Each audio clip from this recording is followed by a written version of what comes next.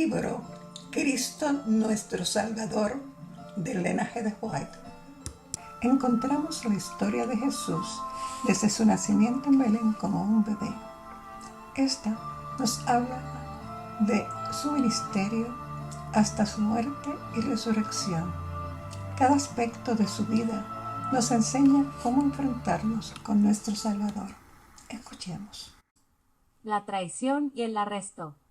Ninguna huella del sufrimiento por el cual acababa de pasar se notaba en el rostro del Salvador cuando salió a recibir al que le iba a entregar. Adelantándose a sus discípulos, preguntó a la turba: ¿A quién buscáis?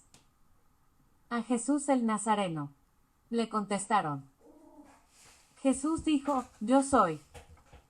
Al decir él estas palabras, el ángel que le había auxiliado hacía poco se interpuso entre él y la multitud.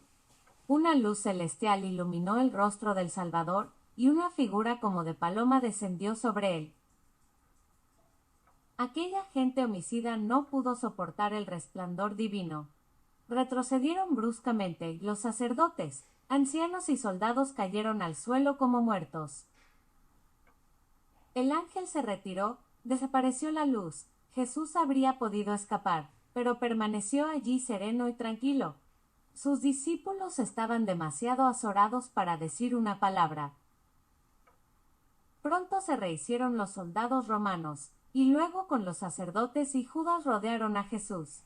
Parecían avergonzados de la debilidad que habían manifestado y temían que Jesús se les escapara. Otra vez preguntó el Redentor: ¿A quién buscáis? Volvieron a responder: a Jesús el Nazareno.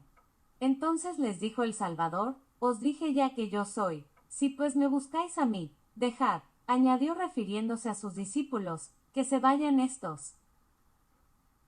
En aquella hora terrible, Cristo pensaba tan solo en sus amados discípulos. No quería que sufrieran aunque él tuviera que ir a la cárcel y a la muerte. Judas, el discípulo falso, no se olvidó del papel que tenía que representar. Acercándose a Jesús le dio el beso traidor. El Señor le dijo: amigo, cumple aquello a que vienes. Y luego con voz temblorosa agregó: Judas, ¿con un beso entregas al Hijo del Hombre? Estas blandas palabras hubieran debido conmover el corazón de Judas, pero todo sentimiento de ternura y de honor le había dejado. Había consentido en que Satanás se apoderara de él. Se sostuvo firme ante el Señor, y no sintió ninguna vergüenza de entregarlo a la turba cruel. Jesús no rehusó el beso del traidor. En esto nos dio un ejemplo de mansedumbre, de amor y de misericordia. Si somos sus discípulos, debemos tratar a nuestros enemigos como nuestro Maestro trató a Judas. Aquella turba sanguinaria cobró ánimo cuando vio a Judas tocar aquella forma que momentos antes se había presentado tan gloriosamente ante su vista. Enseguida prendieron a Jesús y ligaron esas manos que nunca habían hecho más que el bien. Los discípulos no creían que Jesús se dejaría prender. Sabían que el poder que había derribado a aquel tropel de gente dejándolo como montón de muertos podía librar a su maestro de sus enemigos. Grande fue su pesar e indignación cuando vieron traer las cuerdas para atar las manos de aquel a quien tanto amaban. Pedro, lleno de ira, sacó su espada y con un golpe temerario le cortó la oreja al criado del sumo sacerdote. Cuando vio Jesús lo que Pedro había hecho, se soltó las manos, aunque los soldados romanos se las tenían fuertemente atadas, y dijo: sufrid aún esto. Tocó la oreja herida y al momento sanó. Luego dijo a Pedro: vuelve tu espada a su lugar, porque todos los que toman la espada, a espada perecerán. ¿O acaso piensas tú que no puedo orar a mi Padre, y él, ahora mismo, pondría a mi servicio más de 12 legiones de ángeles? Pero ¿cómo se cumplirían entonces las Escrituras? ¿Qué es menester que sea hecho así? La copa que me ha dado mi Padre, ¿acaso no la he de beber?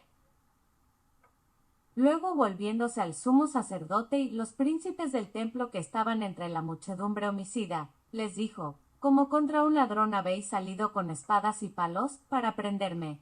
Todos los días estaba con vosotros enseñando en el templo, y no me prendisteis. Mas sea así, para que se cumplan las Escrituras. Los discípulos se disgustaron cuando vieron que Jesús no hacía esfuerzo alguno para librarse de sus enemigos. Le culpaban porque no lo hacía.